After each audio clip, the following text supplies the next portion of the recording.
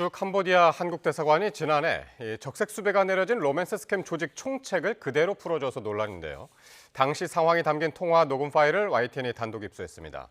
당시 대사관 직원은 이 조직 총책을 신고하는 건 모양새가 좋지 않다고 말하기도 했는데 대사관의 부실 대응 논란이 더 커질 것으로 보입니다.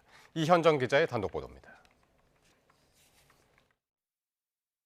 지난해 11월 120억 원대 로맨스 스캠 조직의 총책 강모 씨가 주 캄보디아 한국 대사관에 재발로 찾아갔지만 그대로 풀려났던 사실이 YTN 보도를 통해 알려졌습니다.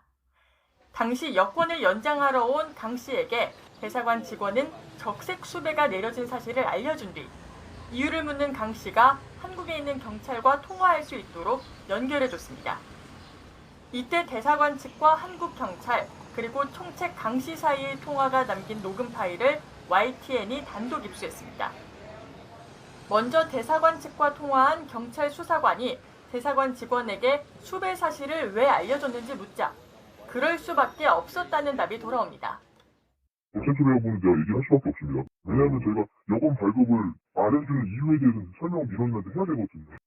당황한 수사관은 그러면 이제 강 씨가 귀국하지 않고 계속 숨어 있을 수도 있지 않냐고 지적했는데 대사관 직원은 그건 장담 못하지만 그럴 수도 있다고 답합니다.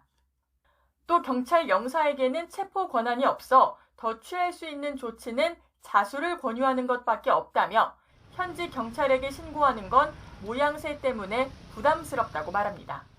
모양새가 안 좋거든요. 자기 재발로 들어온 민원인을 대사관에서 경찰 형사가 전에 잡아가라? 이거는 조금 좀 부담스럽습니다. 이때 대사관에서는 강 씨가 더 이상 여권을 사용할 수 없도록 구멍을 뚫는 것 외에 별다른 조치는 하지 않았던 것으로 파악됐습니다. 결국 강 씨는 대사관을 나선 뒤 자수하지 않은 채 잠적했고 석 달쯤 뒤에야 체포됐습니다.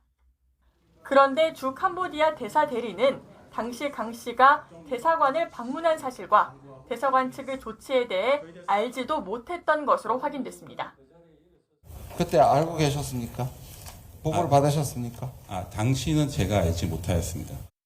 캄보디아 납치 감금 사태와 관련한 대응뿐 아니라 당시 사건까지 대사관 부실 대응 논란은 더 커질 것으로 보입니다. YTN 이현정입니다.